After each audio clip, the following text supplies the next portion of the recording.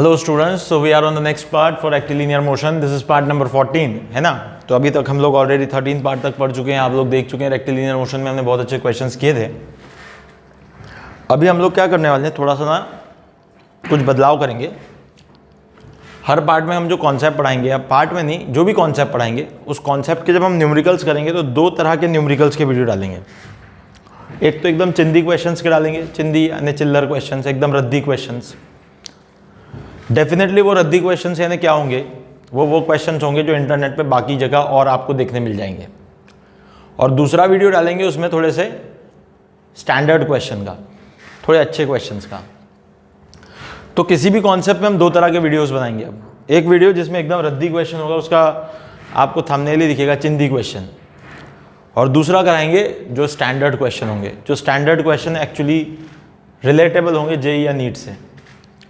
तो अभी फिलहाल जो ये क्वेश्चन मैंने लिखे हैं बोर्ड पे, क्योंकि जो मैंने पिछला वीडियो डाला था उस वीडियो के अंदर जो क्वेश्चंस थे वो बहुत अच्छे थे. पर अभी जो मैंने वीडियो बनाया है, अब जो वीडियो मैं बना रहा हूँ, इसमें जो क्वेश्चन है they are very basic questions. तो ये जो मैंने चिंदी क्वेश्चंस बोले थे, ये उस कैडर के क्वेश्चन आप समझ के चलो. But they are very easy. You can say that this questions are for concept building. Concept building का मतलब ऐसे क्वेश्चन जिसमें सिंपल फॉर्मूला लगाना है, एकदम बेसिक बात है. तो चलो आज का वीडियो स्टार्ट करते हैं, आगे बढ़ते हैं. तो पहला क्वेश्चन आप बोर्ड पे देख पा रहे होंगे. तो हमारी जो बेसिक आइडिया होती है हमेशा फिजिक्स सॉल्व करने की, सबसे पहले वो ये होती है भाई कि जैसे ही आप क्वेश्चन देखते हो सबसे पहले क्वेश्चन पढ़ो और पढ़ के उसका फिगर बनाओ. पहली चीज़ तो फिगर ही बनाना है, बाकी कुछ नहीं करना जीवन में. पहली चीज़ क्वेश्चन पढ़ो, फिगर बनाओ. तो यहाँ देख पा रहे हो कि an object is thrown vertically upward from ground with the speed u. मान लेते हैं ये हमारा ग्राउंड है. यहां से एक ऑब्जेक्ट को वर्टिकली अपवर्ड स्पीड u से फेंका गया. तो हम कुछ पैरामीटर्स लिख लेते हैं. जो इनिशियल स्पीड है भाई u है, वो प्लस u ले लेना है आपको, क्योंकि अपवर्ड है, ऊपर की तरफ. साइन कन्वेंशन पिछले वीडियो में बहुत ज़्यादा बातें की थी हमने. ऊपर की तरफ पॉजिटिव, नीचे की तरफ निगेटिव. एक्सेलरेशन जो है वो ग्रेविटी का आ रहा है, इसलिए -g रहेगा हमेशा, आपको पता है. हमेशा वो डाउनवर्ड है. It is acting always vertically downward. For any case it is acting vertically downward. फिर क्या कहते हैं, विद द स्पीड u बोल दिया. Time required to reach the maximum height. अरे मैक्सिमम हाइट यानी कौन सी हाइट होती है भाई? मैक्सिमम हाइट यानी वो हाइट जिसके ऊपर जा नहीं सकता. वो हाइट जिसके ऊपर और जा नहीं सकते हम, वो है मैक्सिमम हाइट. जिसके ऊपर जा नहीं सकते यानी वहां रुक गए यानी वहां वेलोसिटी क्या हो गई? 0. एक इंस्टेंट के लिए वहां वेलोसिटी क्या हो गई? 0.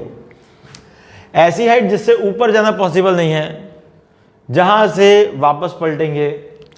एक बात समझ लो, पहली बात, जब भी आप मोशन अंडर ग्रेविटी कराते हो, जब किसी ऑब्जेक्ट को फेंकते ऊपर की तरफ, तो एक्सेलरेशन ड्यू टू ग्रेविटी हर बार, हर इंस्टेंट, हर क्षण उसकी स्पीड को कम कर रही होती है, हर बार कम कर रही होती है. आप देखेंगे कि g की वैल्यू जो है that is 10 meter per second square. एक बात समझाना चाहूंगा यहां पे, it is 10 meter per second.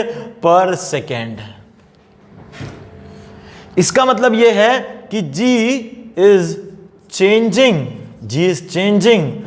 the speed of any object 10 meter per second in 1 second. मैंने यहां कुछ बातें बता दूं. पहली बात तो लिखिए चेंजिंग, यानी जब आप किसी ऑब्जेक्ट को ऊपर की तरफ फेंकोगे तो जी उसकी स्पीड को कम करता जाएगा, और जब आप किसी ऑब्जेक्ट को ड्रॉप करोगे यानी नीचे आ रहा होगा कोई ऑब्जेक्ट, तो जी उसकी स्पीड को बढ़ाता जाएगा. जी दो तरह से काम करेगा. इसका मतलब सर जी के दो डायरेक्शन है क्या? नहीं भाई, जी का डायरेक्शन एक है, वो है वर्टिकली डाउनवर्ड. पर जब कोई ऑब्जेक्ट ऊपर जा रहा होगा तो जी उसकी स्पीड को कम करता जाएगा, तभी तो फाइनल स्पीड 0 मिलेगी. और जब कोई ऑब्जेक्ट नीचे आ रहा होगा तब जी उसकी स्पीड को बढ़ा रहा होगा. बस इतनी दो बातों को ध्यान रखना. पर जी का डायरेक्शन हमेशा फिक्स है, इट इज वर्टिकली डाउनवर्ड. यहां से आगे आपको यह समझना है कि g is changing the speed of any object 10 meter per second in 1 second. अब चेंजिंग का मतलब बढ़ा रहा है या घटा रहा है. सोच लो, मोशन को देखो पहले, मोशन कैसा है. अगर ऊपर की तरफ मोशन है तो स्पीड को वो कम करेगा, क्योंकि वो उससे अपोजिट लग रहा है. और अगर डाउनवर्ड मोशन है तो वो 10 मीटर पर सेकेंड से बढ़ाएगा, क्योंकि उसके डायरेक्शन में। मोशन को देखो या फिर वेलोसिटी को देखो। मोशन को देखने का मतलब, कहने का मतलब यही है, वेलोसिटी देखो। अगर वेलोसिटी अपवर्ड है तो जी नीचे है, यानी अपोजिट हो गए, यानी स्पीड को कम करेगा। अगर वेलोसिटी डाउनवर्ड है तो जी उसके डायरेक्शन में है, स्पीड को बढ़ाएगा। सर यहां तो जीरो थी ना, फिर क्या होगा? यहां इस इंस्टेंट पे अभी भी एक्सेलरेशन माइनस जी ही लग रहा है। यहां पे भी एक्सेलरेशन माइनस जी है, यहां पे भी एक्सेलरेशन माइनस जी, नीचे आते समय भी माइनस जी, यानी इस मोशन के दौरान कंप्लीटली एक्सेलरेशन माइनस जी है, हमेशा लग रहा है। इसका मतलब सर जब स्पीड नहीं भी होगी, यानी वेलोसिटी जब जीरो हो जाएगी, तब भी एक्सेलरेशन रहेगा। Obviously, obvious, it is so obvious thing. Acceleration is something which is coming due to force, और वो फोर्स तो हमेशा लग रहा है, ग्रेविटी हमें हमेशा अपनी तरफ खींच रही है, और उसके कारण वो एक्सेलरेशन हमेशा है। वो एक्सेलरेशन का काम है स्पीड को कम ज्यादा करना, डेफिनेशन में लिखा है। हाँ, तो एक बात अगर समझेंगे आप कि आपने एक ऑब्जेक्ट ग्राउंड से ऊपर फेंका, वो ऊपर गया गया गया गया गया, मैक्सिमम हाइट तक पहुंचा, वापस पलट के नीचे आया। ये तो हम सर बचपन से देखते आ रहे हैं। अभी भी फेंकेंगे पत्थर तो ऊपर जाएगा नीचे आएगा, ऐसा फेंकेंगे तो ऊपर जाएगा नीचे आएगा। ये देखो, ये फेंका ऊपर गया नीचे आया, ये ऊपर गया नीचे आया, ऊपर जाके देखो एक मैक्सिमम हाइट तक रीच कर रहा है। एक मैक्सिमम, शायद आप कैमरे में देख पा रहे हो कि नहीं पता नहीं, एक यहाँ कहीं मैक्सिमम हाइट आती है। उस मैक्सिमम हाइट का मतलब वहां जीरो है। एक्चुअली उसका एक और स्पेशल नाम है। इसको क्या कहते हैं पता है? इसका एक और स्पेशल नाम है, इसको कहते हैं टर्निंग पॉइंट। इसको क्या कहते हैं? Turning point. हर एक की लाइफ में टर्निंग पॉइंट आता है।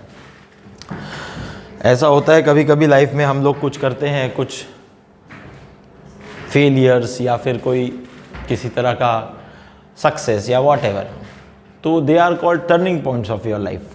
कभी फेलियर एक टर्निंग पॉइंट हो सकता है, कभी सक्सेस एक टर्निंग पॉइंट हो सकता है, यानी वहां से चीजें बदल जाती हैं। तो यहां पे भी क्या हुआ? ऊपर वाला अपवर्ड मोशन इस टर्निंग पॉइंट पे जाके बदल गया, अब डाउनवर्ड मोशन हो गया। उसके बारे में भी चर्चा करेंगे, सब कुछ बातें करेंगे, आएंगे उस पर अभी फिलहाल सिर्फ कॉन्सेप्ट बिल्डिंग कर रहे हैं हम लोग, है ना। G is changing the speed at of any object with the speed of 10 meter per second in 1 second. हर सेकेंड 10 मीटर पर सेकेंड कम होता है, हर सेकेंड 10 मीटर पर सेकेंड कम होता है, या हर सेकेंड 10 मीटर पर सेकेंड बढ़ता है।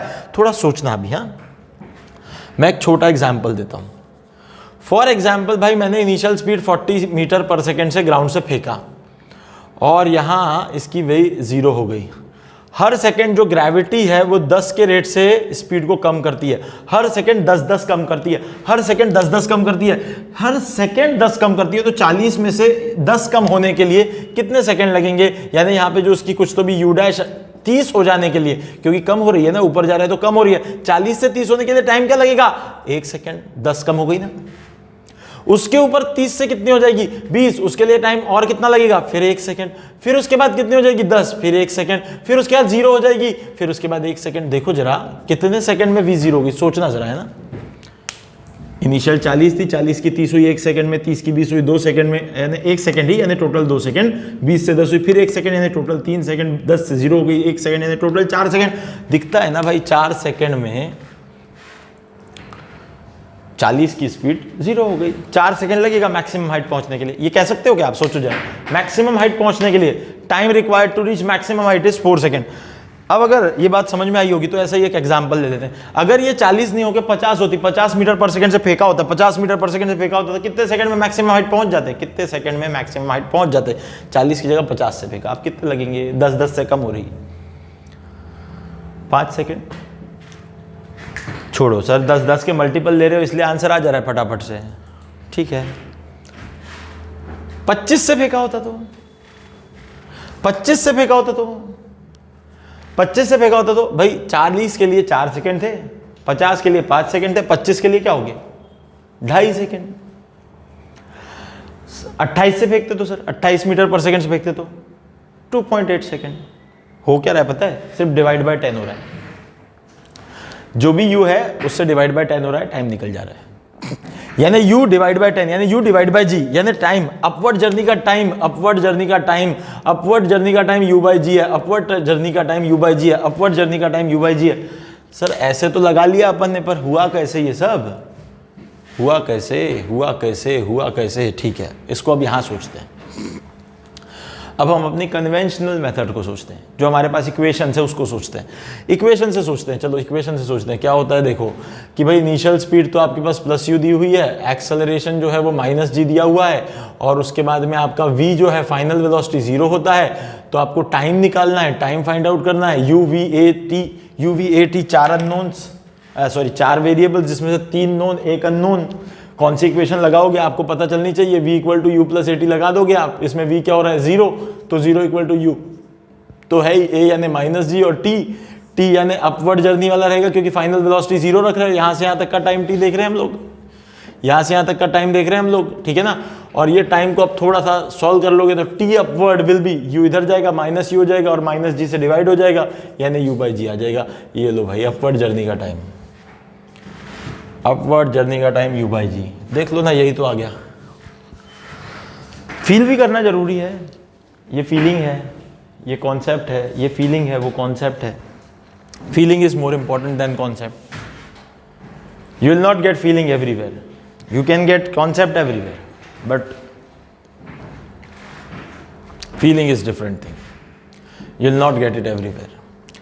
खैर, इसके बाद अगर हम देखें तो ये हमारे पास टाइम आ गया भाई अपवर्ड जर्नी का। अब एक बात हमेशा ध्यान रखना, जब भी मोशन अंडर ग्रेविटी होगा ना, या एक्चुअली किसी भी एक्सेलरेशन के लिए बोल सकते हैं आप ये, तो इसको हमेशा ऐसा देखना।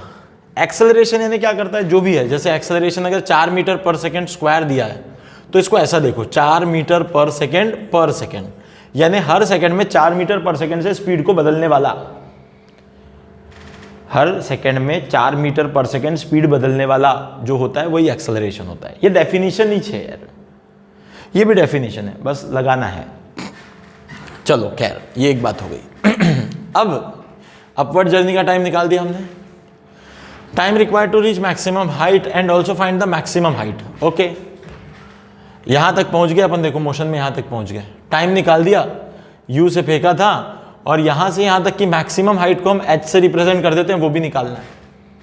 फिर से अपने पास देखो u है, g है, u है, a है, टाइम भी है वैसे तो हमारे पास, अब फाइनल v भी है, v भी है, u है, a है, g है, तो हम लोग v square equal to u square plus twice s भी लगा सकते हैं, और तुम लोग चाहो तो s equal to u t plus half a t square भी लगा सकते हो, क्योंकि देखो टाइम मिल गया ना तुम्हें, तो इसको s मान लो, तो s equal to u t plus half a t square भी लगा दो, कोई दिक्कत नहीं है। पर टाइम की फिर स्क्वायर टर्म आती है, देखो जहां v square equal to u square plus twice s और s equal to u t plus half a t square दोनों ऑप्शन है अपने पास, तो v स्क्वायर लगाना ज्यादा बेटर है, क्योंकि वहां क्या होता है टाइम की स्क्वायर टर्म आती है।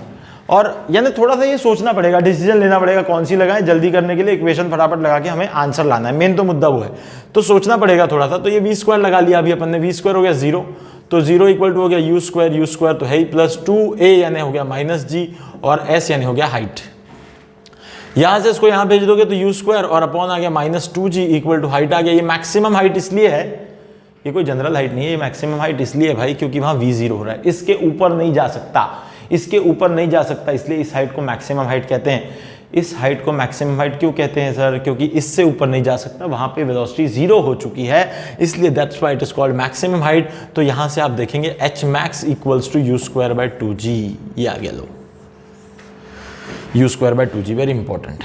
नेक्स्ट थिंग इसमें आगे बोलते हैं also find the time required by the object to reach the initial point. अब इसमें time required by the object to reach the initial point, मैं एक चीज और जोड़ देता हूं, फ्रॉम स्टार्ट, यानी टाइम आपको देखना है स्टार्ट से लेके वापस इनिशियल पॉइंट आने तक। तो पहले तो सोचना पड़ेगा सर मोशन कैसा होगा, तो देखो इस लाइन पे सीधा सीधा ऊपर जाएगा और इसी लाइन पे वापस आएगा, यानी एक ऐसे अपवर्ड जर्नी दिखेगी, एक डाउनवर्ड जर्नी दिखेगी, ठीक है ना।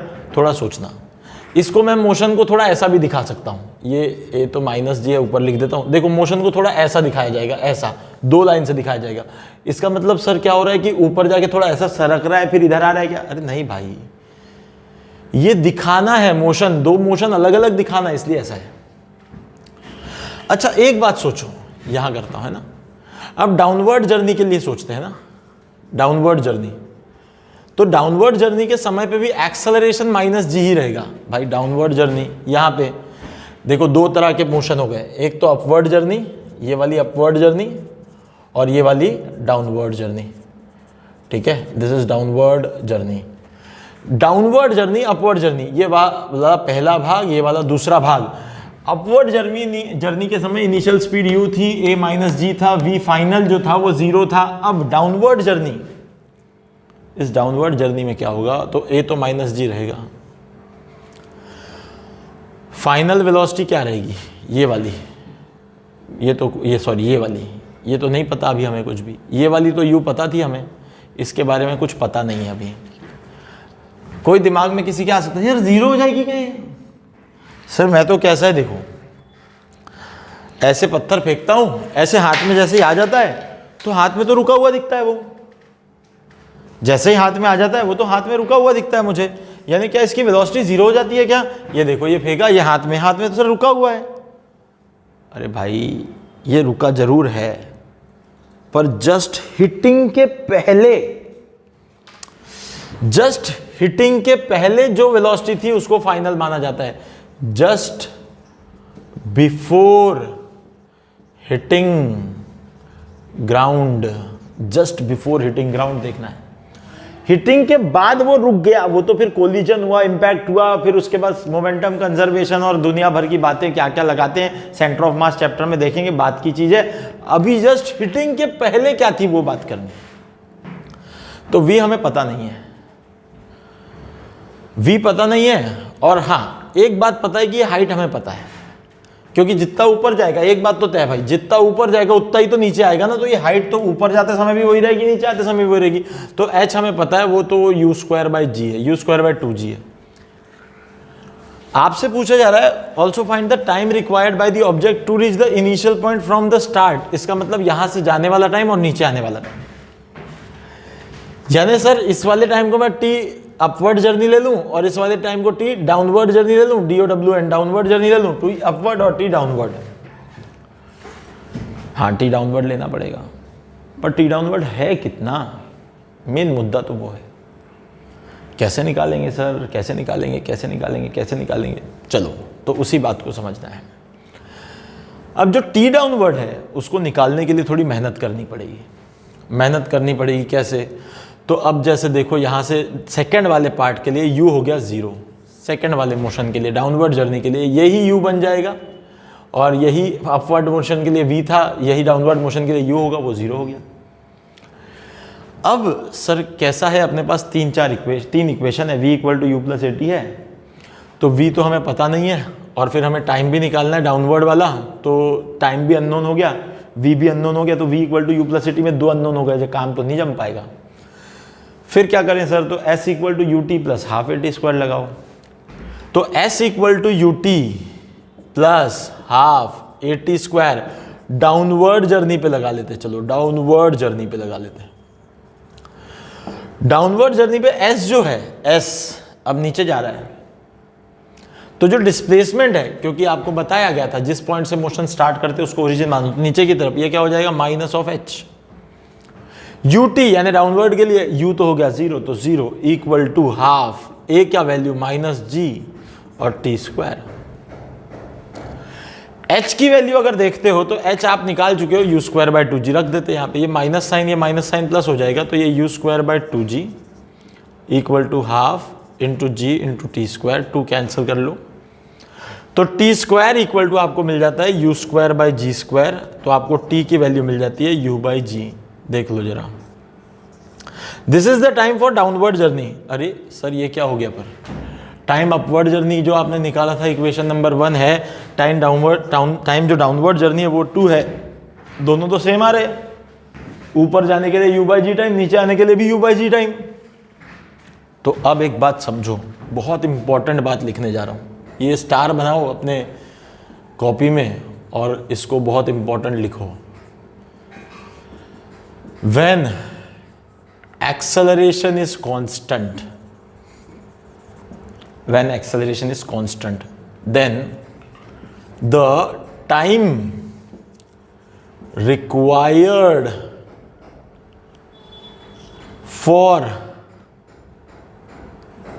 upward journey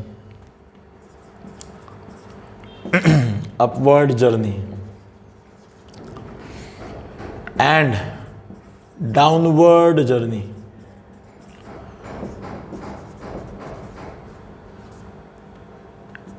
if downward journey is same if starting point and ending point are same. If starting point and ending point are same, बहुत इंपॉर्टेंट बात। देखो स्टार्टिंग पॉइंट ये था, एंडिंग पॉइंट ये था, starting point ending point are same, तो जो upward journey का टाइम होगा उतना ही टाइम डाउनवर्ड जर्नी का होगा अगर एक्सेलरेशन कांस्टेंट है तो। एक और चीज, this concept is applicable for motion on horizontal plane as well. यानी इसका मतलब हॉरिजॉन्टल प्लेन पे अगर कोई ऑब्जेक्ट है वो चलता है, इधर तक जाता है और वापस आता है, पर उसका इनिशियल पॉइंट और फाइनल पॉइंट सेम होता है, तो जाने वाला time provided acceleration should be constant, तो जाने वाला टाइम और आने वाला टाइम सेम होगा सेम पॉइंट तक। इस कॉन्सेप्ट को ध्यान रखें। अब हमेशा के लिए ध्यान रखें, इस बात को हम फिर से नहीं यूज़ करें सॉल्व करेंगे। जब भी कभी ऐसे पत्थर फेंकने वाले सवाल होंगे तो जितना हाइट तक पहुंचने का टाइम होगा उतना उस पॉइंट तक आने का टाइम हमेशा ले लिया करेंगे। ये बात दिमाग में बांध लो। अब हम बार बार इसके बारे में बात नहीं करेंगे। खैर, यानी अब हमसे जो क्वेश्चन पूछा था वो क्वेश्चन क्या पूछा था, क्योंकि हमें तो कॉन्सेप्ट बिल्डिंग, हम कॉन्सेप्ट बिल्डिंग कर रहे हैं एक्चुअली, तो हमने लिख तो लिया चलो, पर हमसे जो क्वेश्चन पूछा था what is that question, let's see what is that question, let's see. ठीक है, क्वेश्चन पूछा था इनिशियल पॉइंट तक वापस आने का टाइम, तो ये जाएगा ये आएगा, ये हो गया, तो टाइम अपवर्ड और टाइम डाउनवर्ड, तो total time is equal to twice of u by g. ले लो भाई, लो total time, time total twice of u by g. एक यू बाई जी ऊपर जाने वाला, एक यू बाई जी नीचे आने वाला, टोटल कितना हो गया, डबल हो गया उसका, ये हो गया। Find the total time of journey. अच्छा, ओहो हो, ये भी वही बात है। नहीं, मेरे ख्याल से also find the time required by the object to reach the initial point from start नहीं बोलना चाहिए था फिर यहाँ, क्योंकि ये तो नेक्स्ट पार्ट में है, from initial point. Also find the time required by object to reach the initial point. अच्छा, फ्रॉम मैक्सिमम हाइट बोलना चाहिए, फ्रॉम मैक्सिमम हाइट। ओके, तो यानी ये क्या कह रहा है क्वेश्चन, पता है क्या, मैक्सिमम हाइट से इनिशियल पॉइंट तक का टाइम, यानी डाउनवर्ड जर्नी का टाइम। तो this is the answer for part number B, this is the answer for part number B, and this is the answer for part number C. Find the total time of the journey, this is part C. अब D क्या बोलता है, देखो, find the total displacement distance of the journey. Displacement भी पूछा है और distance भी पूछा है। पहली बात, ये जो जर्नी है पूरी, क्या इसमें मोशन सिर्फ एक डायरेक्शन में हो रहा है? ऊपर जाते जाते तो एक डायरेक्शन में हो रहा है, फिर नीचे आते आते एक डायरेक्शन में हो रहा है, पर अगर पूरा माने जर्नी तो एक डायरेक्शन में नहीं हो रहा है, क्योंकि ऊपर जा रहा है फिर नीचे आ रहा है। इसका मतलब डिस्टेंस और डिस्प्लेसमेंट इक्वल नहीं होंगे। तो पूरी जर्नी में तो सेम पॉइंट पे आ गए, तो इसका मतलब सीधे सीधे हमें ये पता चलता है कि जो डिस्प्लेसमेंट है भाई, जो डिस्प्लेसमेंट है वो तो जीरो हो गया, जहां से चालू हुए थे वहीं आ गए, तो डिस्प्लेसमेंट जीरो हो गया। और आपको पता चलना चाहिए जो डिस्टेंस है वो ट्वाइस ऑफ एच मैक्स होना चाहिए, क्योंकि यहां से एच मैक्स गया फिर एच मैक्स वापस नीचे आ गया, so twice of h max होना चाहिए distance, that is twice of h max is nothing but twice of u square by 2g, cancel किया, so u square by g, this is the distance travelled. They are very simple questions, very easy questions. Actually इस question को solve करने के लिए hardly 30 से 40 second लगने चाहिए। Sir फिर आपको इतना समय क्यों लगा? मैंने सिर्फ कॉन्सेप्ट बिल्डिंग पे ध्यान दिया है, थिंक ओवर इट। तो मैं इसको मिटा देता हूँ, नोट लिख लिया होगा आपने आई होप। मेरे हिसाब से अब आप शायद ये दूसरा क्वेश्चन फटाफट से सॉल्व कर सकते हैं। तब तक टिल द टाइम मैं कुछ और क्वेश्चन लिखता हूँ बोर्ड पे, तो आप फटाफट से ये दूसरा क्वेश्चन जो है इसको सॉल्व करें, बहुत ईजीली आंसर मिल जाएंगे। जो कुछ बातें मैंने आपको इस क्वेश्चन को सॉल्व करते समय बताई हैं, याद रखने वाली बातें, उसको याद रखें, क्योंकि वो बातें डायरेक्ट यूज़ करके आप बहुत सारे क्वेश्चन में डायरेक्ट आंसर निकाल पाएंगे। और वैसे भी we are dealing with competitive exam, so competitive exams के अंदर जो प्रोसेस होती है ना, वो किसी को दिख थोड़ी रही है। मेन तो मुद्दे की बात है आप कितना फास्ट सॉल्व करते हैं। तो इसीलिए क्या करें आप कि जो मैं रूल्स आपको बता रहा हूँ, जो बेसिक बातें बता रहा हूँ, रूल्स नहीं है वो, पर उनको रूल्स की तरह ध्यान रखें कि कभी भी भाई अपवर्ड जर्नी में जो टाइम होगा डाउनवर्ड में उतना ही रहेगा, एक्सेलरेशन कांस्टेंट होना चाहिए बस। तो ये कुछ बातों को ध्यान रखें। फटाफट नेक्स्ट वाला क्वेश्चन करें, मैं तब तक कुछ और क्वेश्चंस लिख देता हूँ बोर्ड पे, ठीक है ना। तो फटाफट से बढ़ें आगे। So that is number 2 and now I will write question number 3।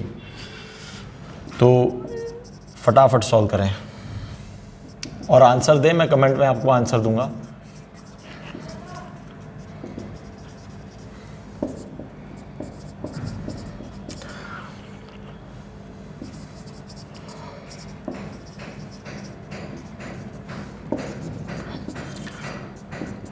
आपको ऐसे कुछ आवाज़ आ रही होगी,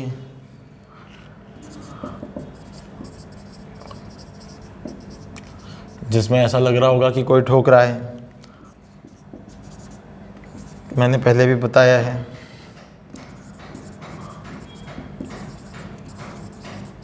कि यहाँ कुछ काम हो रहा है कंस्ट्रक्शन का, so it happens.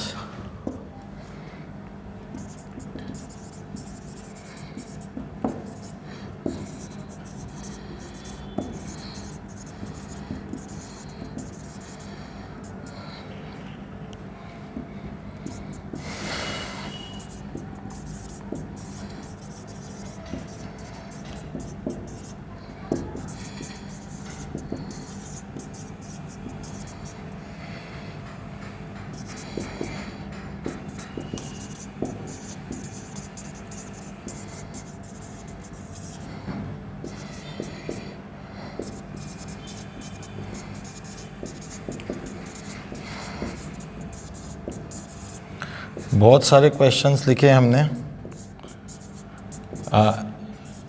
Actually question एक ही लिखा है, सब पार्ट उसके बहुत सारे लिखे हैं। मोटिव इज कि बहुत सारी चीज़ें एक क्वेश्चन में समझ जाएं।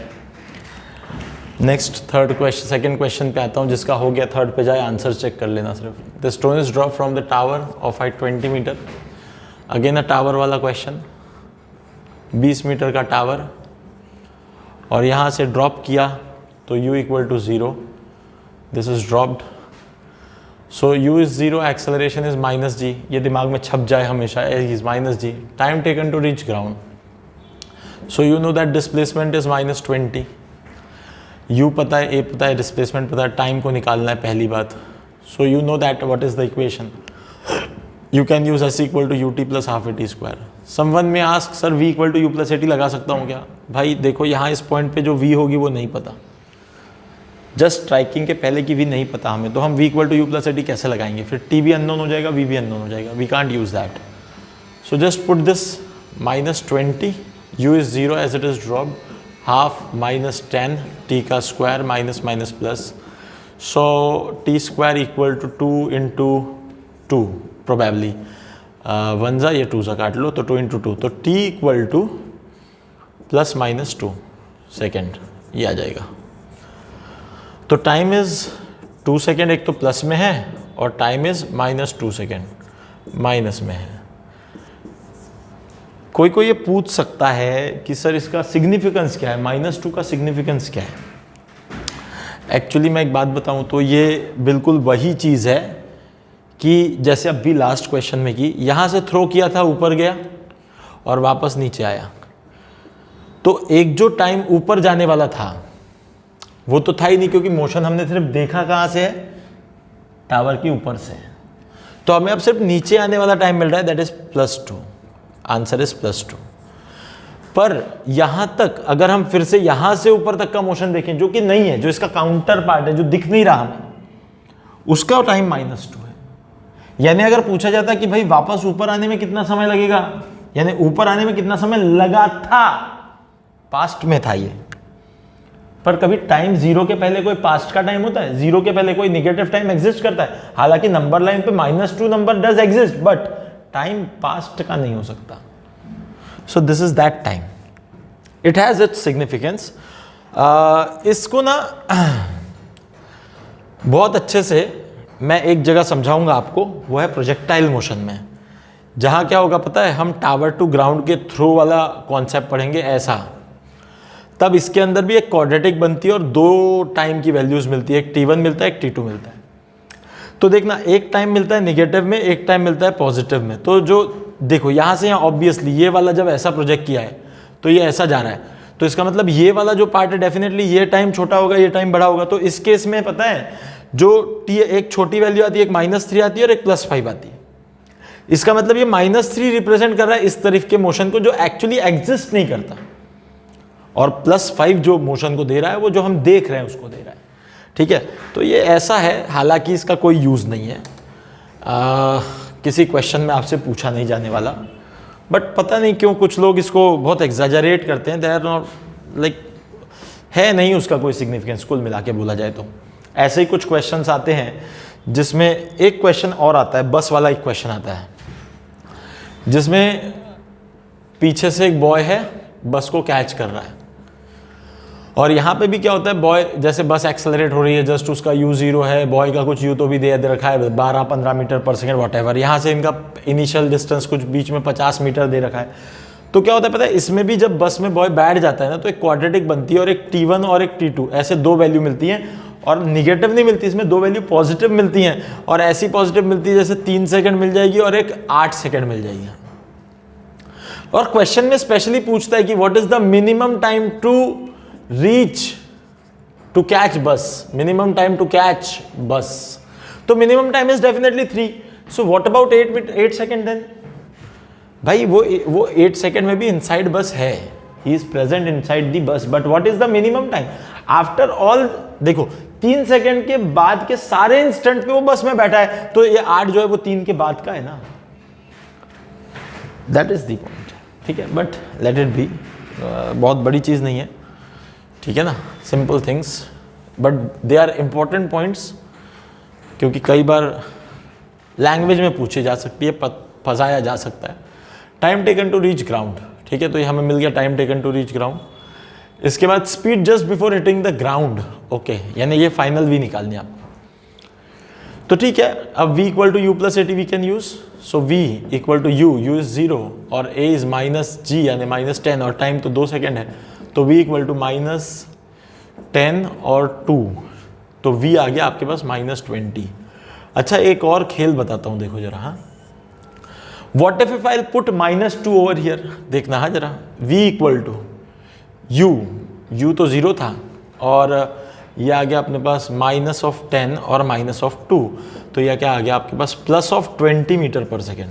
ध्यान देना, हाँ, ये वाला जो v है और ये वाला जो v है, इसमें -20 आ रहा है, इसमें +20 आ रहा है। एक्चुअली पता है ये जो v है वो ये वाले पॉइंट को रिप्रेजेंट कर रहा है जो ऊपर जाने वाला है, और ये जो आपने -20 निकाला है ये वाला ये है, यानी -2 सेकेंड यानी वो पहले वाली बात बता रहा है, और +2 सेकेंड यानी वो बाद वाली बात बता रहा है। एक्चुअली ये माइनस वाली चीज हमें निकालनी नहीं, मैंने सिर्फ समझाने के लिए बताया। तो ये है velocity with which it will strike the ground, velocity equal to -20, क्योंकि साइन के साथ आ रहा है ना, ये साइन नेगेटिव है यानी ये वेलोसिटी दिखा रहा है। पूछा क्या है आपसे, पूछा तो है उन्होंने जस्ट हमसे स्पीड, तो स्पीड यानी सिर्फ मैग्नीट्यूड होता है, तो स्पीड कितनी हो गई भाई टकराते समय, it is 20 metre per second. यानी अगर आप यहां से ग्राउंड से किसी को फेंकते और वापस वो ऐसा घूम के 20 मीटर वापस नीचे आता, तो ये 20 से फेंकते और वापस टकराने वाली भी 20 ही रहती, यानी जिस पॉइंट से फेंका वापस उस पॉइंट पे आके सेम स्पीड मिलती है। ये एक और नोट लगा लो, बड़ा इंपॉर्टेंट है। When the object is thrown vertically upward and it comes back to the throwing point again, the speed, the initial speed and final speed are equal, but velocity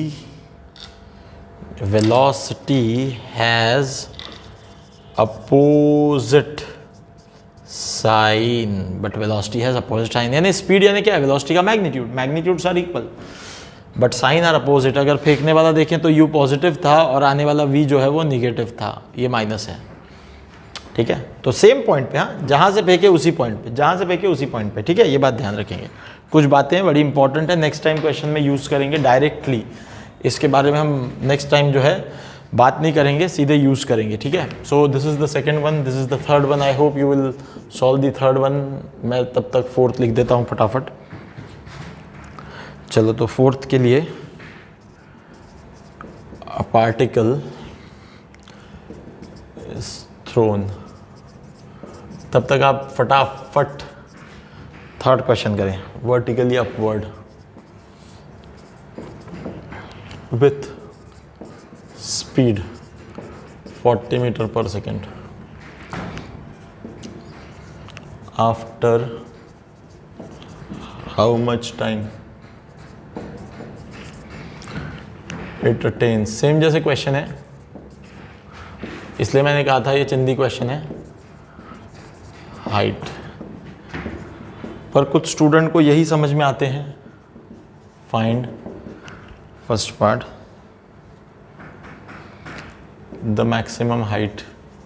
पर मैं आपको बता दूं कि ये जेईई नीट का level नहीं है, ये सिर्फ बेसिक क्लियर करने वाले क्वेश्चन हैं, इसलिए आपको इक्वेशन लगाना थोड़ा आ जाएगा इससे। मेरा इन क्वेश्चंस को बताने का एक ही मीनिंग है, एक ही पर्पस है। आप लोग नेट पे बहुत सारे लोगों को पढ़ाता हुआ देखेंगे, पर नेट पे 85% चीज़ें ब्लफ होती हैं। और ये इसलिए कह रहा हूँ मैं कि आप अगर नेट पे ये क्लासेस कहीं भी अटेंड करेंगे तो आप उस क्लास को जज कैसे कर सकते हैं कि वो जो पर्सन पढ़ा रहा है वो कितना अप्रोप्रिएट है या कितना सही पढ़ा रहा है। तो आप क्या करें, कोई भी स्टैंडर्ड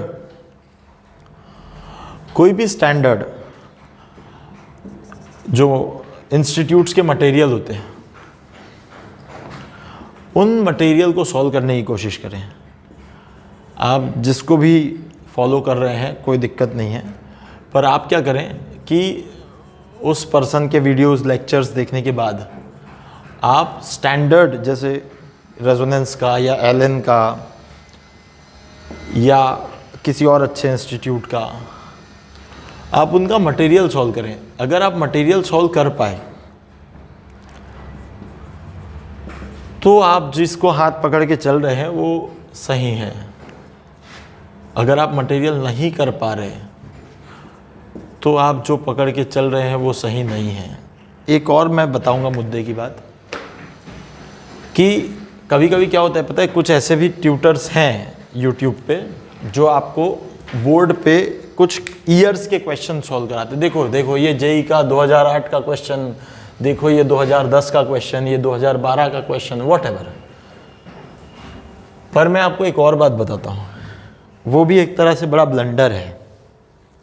वो इसलिए ब्लंडर है क्योंकि वो एक पर्टिकुलर क्वेश्चन उठा के करा रहे हैं, और जेईई में ऐसा नहीं होता कि किसी एक टॉपिक से हर बार इजी या मॉडरेट लेवल का ही क्वेश्चन आए। मेरी एक छोटी बात समझना, मैं एक बहुत ज्ञान की बात बता रहा हूं यहां। मान के चलते हैं रेक्टिलिनियर मोशन, इसी चैप्टर की बात करते हैं। इसके अंदर इजी, मॉडरेट और टफ, ये 3 कैटेगरी के क्वेश्चन जेईई के अंदर आते हैं या नीट के अंदर। किसी 2015 में समझो इजी आया था, 2016 में मॉडरेट आया था, 2017 में टफ आया था, 2018 में टफ आया था, 2019 में मॉडरेट आया था, 2020 में इजी आया था। अब मैंने क्या किया, ये 2 क्वेश्चन या ये 4 क्वेश्चन उठा के करा दिए। ये वाले तो मैंने छुए भी नहीं। आपको बड़ा मजा आया ये देख के, अरे वाह जेईई का क्वेश्चन तो बन गया मुझसे। जेई का क्वेश्चन तो पढ़ा दिए बिल्कुल। भाई खेल ये है कि आप जब 2022 में दोगे तब अगर टफ कैटेगरी का क्वेश्चन आ गया तो क्या करोगे, ये तो काम ही नहीं आएगा, क्योंकि किसी चैप्टर से किस कैटेगरी का क्वेश्चन आएगा, इजी मॉडरेट टफ, ये डिफाइंड ही नहीं है। तो इसलिए आपको हर चैप्टर को पूरे ड्रिल करके पढ़ना होगा। आपसे अगर सिर्फ प्रीवियस ईयर क्वेश्चंस 70% या 75% प्रीवियस ईयर क्वेश्चंस बन रहे हैं, 75% अगर प्रीवियस ईयर क्वेश्चन बन रहे हैं या 85% भी बन रहे हैं, तो डोंट थिंक कि आपका चैप्टर तैयार है, क्योंकि प्रीवियस ईयर में आए हुए क्वेश्चन एक प्रैक्टिस तो होते हैं, पर किस लेवल के क्वेश्चन आपसे बन रहे हैं, उसी लेवल के क्वेश्चन नेक्स्ट ईयर आपके समय पे भी आएंगे क्या, इसकी कोई गारंटी नहीं है। उस चैप्टर से अगर टफ लेवल का क्वेश्चन निकल गया तो समझो चैप्टर तो डूब गया। खैर, डरा नहीं रहा हूं, कुछ सच्चाई बता रहा हूं जो बच्चे नहीं समझ पाते। कहते हैं ball is projected vertically upward from the tower, again there is a tower, and tower से एक बॉल है, उसको बॉल को फेंकने वाला एक इंसान है, उसने ऊपर की तरफ फेंक दिया, और कितनी स्पीड से फेंका, तो 5 मीटर पर सेकंड से फेंका है। फिर यहाँ टावर कितना है भाई, टावर है 20 मीटर का, तो टावर की हाइट 20 मीटर है, ठीक है। वही बात है, ऊपर जाएगा, ठीक है, ऐसा जाएगा, मोशन के लिए पहले पाथ बना देते हैं अपन, ऐसा जाएगा। और ये जो क्वेश्चन होते हैं ना, ये ऐसे फेंके जाते हैं कि ग्राउंड तक जाए, है ना। ये क्वेश्चन की असल में मामला क्या है पता है क्या, ये पत्थर फेंका ही ऐसा जाता है कि ये ऊपर जाए और फिर नीचे ग्राउंड तक जाए, है ना। दिस इज ग्राउंड, यानी ये क्वेश्चन में रहता ही ऐसा है कि इसको ग्राउंड तक भेजा जाता है, टावर से फेंक के वो ग्राउंड पे जाएगा। क्लिफ भी बोलते हैं कई बार, क्लिफ यानी ऐसी छोटी सी एज जिस पे खड़े होकर फेंका जाए तो वो बराबर नीचे तक जाएगा। सो ये एक्चुअली मोशन हो गया, तो यहाँ से लेके यहाँ तक ये अपवर्ड मोशन हो गया, यहाँ पे वही मैक्सिमम हाइट हो गई, तो फिर ये वाला डाउनवर्ड मोशन हो गया। देखो ये this complete is downward motion, ठीक है ना, दिस इज डाउनवर्ड मोशन। तो अभी आपने जो जो बातें सुनी, तो ये वाला पॉइंट और ये वाला पॉइंट, हाँ, इससे यहाँ तक पिछले क्वेश्चंस में हमने पढ़ लिया है ना, यहाँ से यहाँ का जितना टाइम होगा उतना यहाँ से यहाँ का होगा, जितनी हाइट यहाँ से यहाँ की होगी उतनी हाइट यहाँ से यहाँ की होगी। नीचे कितना जा रहा है एक्स्ट्रा, तो 20 मीटर और नीचे जा रहा है, टावर की हाइट 20 मीटर है इसलिए। अब देखो, find the maximum height reached by the ball, okay, so maximum height is again this height. अच्छा, यहाँ पे ना एक्चुअली क्वेश्चन होना चाहिए, थोड़ा इनकम्प्लीट है, maximum height reached by the ball from ground पूछना चाहिए, फ्रॉम ग्राउंड, यानी ग्राउंड से कितनी है, तो जो भी आप h निकालोगे ये हो गई h मैक्स। अब h मैक्स मुझे पता है u स्क्वायर बाय 2g होती है, मैंने पिछले में डिराइव कर रखी है, मैं बार बार इक्वेशन नहीं लगाऊंगा। u स्क्वायर यानी 5 का स्क्वायर 25 बाय 2g यानी 2 × 10, तो ये 5 5 सा कट जाएगा, 5 2 सा कट जाएगा, 5/4 मीटर। पर ये h मैक्स जो है टावर से ऊपर है, फ्रॉम ग्राउंड अगर निकालना है आपको, फ्रॉम ग्राउंड, तो फ्रॉम ग्राउंड h डैश बोल दूंगा मैं उसको, वो बोल दूंगा मैं 20 + h मैक्स, ठीक है। तो 20 + h मैक्स यानी 20 + 5/4, 4 5 80, 85/4 मीटर, इतना कुछ आ जाएगा। फिर time required to reach the maximum height, okay, now time is u/g, you know, अभी अभी निकाला हमने, टाइम इज u/g, यहाँ से यहाँ तक का टाइम, यहाँ से यहाँ तक का time, u/g is 5/10, it is 1/2 second, that is 0.5 second, easily निकाल सकते हो। Time to come back to throwing point, तो हमें पता है जितना अपवर्ड जर्नी का होता है, और थ्रोइंग पॉइंट यानी यही वाला पॉइंट, तो जितना जाएगा ऊपर उतना ही। Time for downward journey, this is for upward journey, तो time for downward journey is equal to time for upward journey till that point only, हाँ, सिर्फ यहाँ तक का, ओके। तो ये हो जाएगी फिर से 1/2 सेकेंड, ठीक है। और टोटल टाइम जो वापस यहाँ तक आने वाले के लिए है, तो ट्वाइस ऑफ 1/2 कर देना, यानी 1 सेकेंड आ जाएगा। पर ये सिर्फ यहाँ तक का है, ठीक है, यहाँ तक का है, ग्राउंड तक का नहीं है। टाइम टू रीच ग्राउंड, हाँ, ये कुछ नया है भाई, टाइम टू रीच ग्राउंड यानी यहाँ से लेके यहाँ जाएगा और यहाँ से लेके यहाँ जाएगा। सर यहाँ से यहाँ तक का तो पता है मुझे कितना है, 1 सेकेंड, इसके बाद का निकालना है मुझे। एक बात और भी पता है मुझे, एक बात और भी पता है कि यहाँ पे जो वेलोसिटी होगी वो फाइनल वाली, यहाँ इस पॉइंट वाली, वो -5 होगी। ये भी पिछले में देखा था, जाते समय +5 है तो नीचे आते समय -5 है, यानी ये वाला 1 सेकेंड है और इतना टाइम निकाल लेंगे, काम बन जाएगा। इतना टाइम निकालने के लिए हाइट तो दी है मेरे पास, देखो, तो हाइट इज इक्वल टू हो गया, नीचे कर रहा है इसलिए -20, यहाँ से u यानी कितना रहेगा -5, क्योंकि अब यहाँ से लेके यहाँ तक ही देखूंगा ना मैं। This is point A, this is point B, this is point C। So from B to C, मैं B to C की बात कर रहा हूँ, तो उसके लिए u -5 बन जाएगा, h बन जाएगा -20, a बन जाएगा -10 meter per second square. h है, u है, a है, t निकालना है, तो h वही अपनी s equal to u t plus half AT square लगा लो, s equal to u t plus half AT square लगा देते हैं। इसको थोड़ा इधर लिख लेते हैं ना, s equal to u t plus half AT square. तो s यानी -20, u यानी -5, t तो निकालना है मुझे, plus half AT square, half a का मतलब कितना a -10 होगा ये, तो t स्क्वायर। सो 2 काट लो इसको 5 से, तो क्या बनेगा -5t स्क्वायर -5t और प्लस इसको 20 को इधर लाओ, 0 करो, 5 से डिवाइड कर लो, t का माइनस साइन भी हटा दो, तो t स्क्वायर प्लस 5 को हटा के t बन जाएगा और -20 का हो जाएगा 4, सॉरी, इक्वल टू 0। 5 से डिवाइड भी किया ना हमने, तो अपना टाइम के लिए लगा दो भाई वही -b यानी -1 plus minus under root of b square यानी 1 का square minus 4ac, 4 into a into c is again -4, so it is plus, ठीक है, अपॉन 2 इंटू a यानी 2 into 1। So t equal to what, -1 plus minus under root of 1 plus 4 4 16 यानी 17, है ना। Perfect square तो नहीं मिल रहा हमें, तो हमें कुछ तो भी देखना पड़ेगा इसको। तो t इक्वल टू आ गया -1 प्लस यानी इसको हम 16 यानी 4.1 ले लेता हूँ मैं अपने लिए अभी, -1 प्लस माइनस 4.1 ले लेता हूँ, अपॉन 2 कर लेता हूँ। तो मेरे पास 2 टाइम आ जाएंगे, एक तो आ जाएगा -1 प्लस 4.1 यानी कि आ जाएगा अपने पास -1 प्लस 4.1 यानी कि आ गया अपने पास 3.1/2, है ना। तो लगभग कितना आ जाएगा ये 1.55 आई थिंक 1.55 सेकेंड, ठीक है। तो ये आ गया अपने पास, और दूसरा टाइम तो निगेटिव आएगा तो वो लेने की ज़रूरत नहीं है, ये टाइम आ गया हमारे पास। तो जो टोटल टाइम ऑफ जर्नी है हम यहाँ लिख सकते हैं now, total time of journey.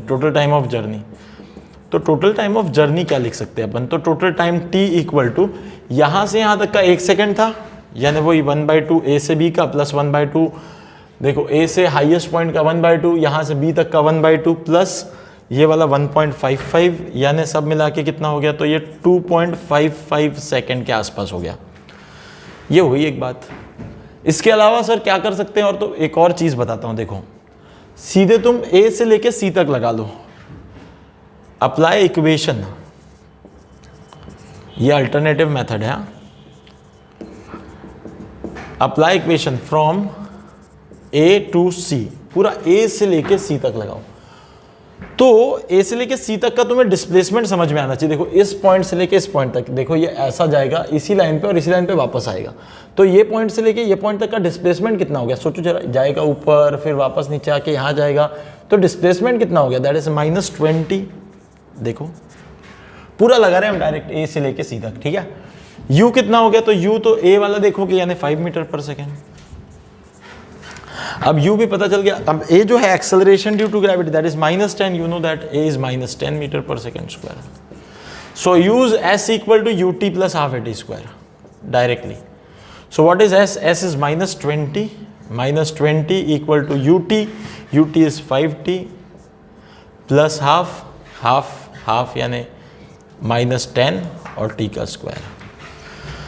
इसको अब देखें, अगर तो ये आ गया -5, तो आप देखोगे तो इक्वेशन वैसी मिलेगी आपको, टी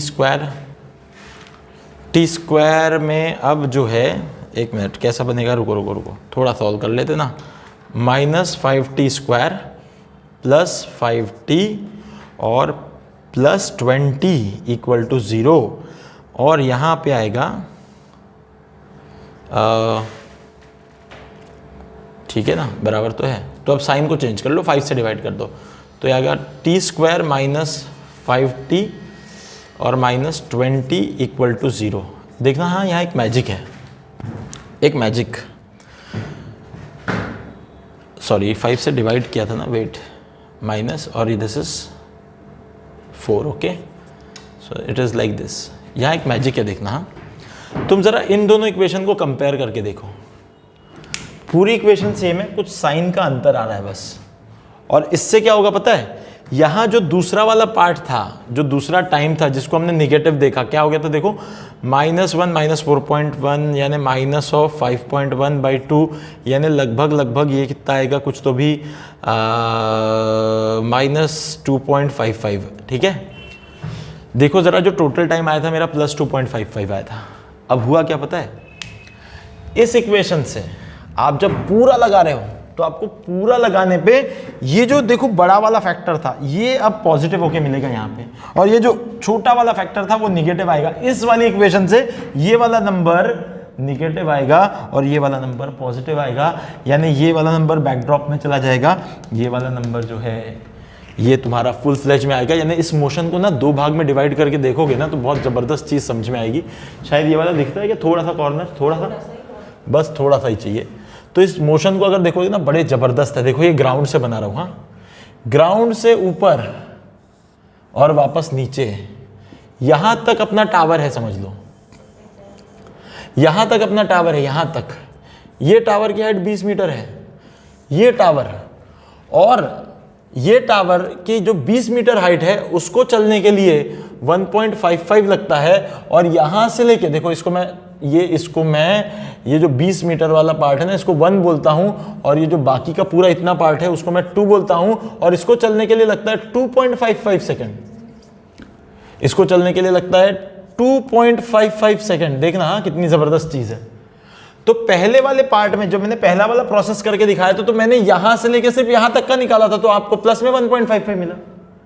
पर अब मैंने क्या किया, सेकंड वाले अल्टरनेटिव मेथड में मैंने यहां से लेके यहां तक का दिखाया, तो आपको प्लस में 2.55 मिलेगा इस वाली इक्वेशन से। देखना बड़ी मजेदार चीज है।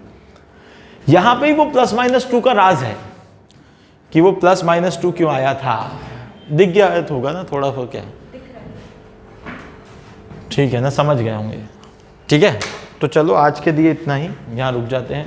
वैसे ही कितना समय हो गया, अच्छा एक क्वेश्चन और कर सकते हैं वैसे अपन, 1-2 मिनट में कर लेते क्वेश्चन, हाँ हो जाएगा ना, समझो थोड़ा था, है ना।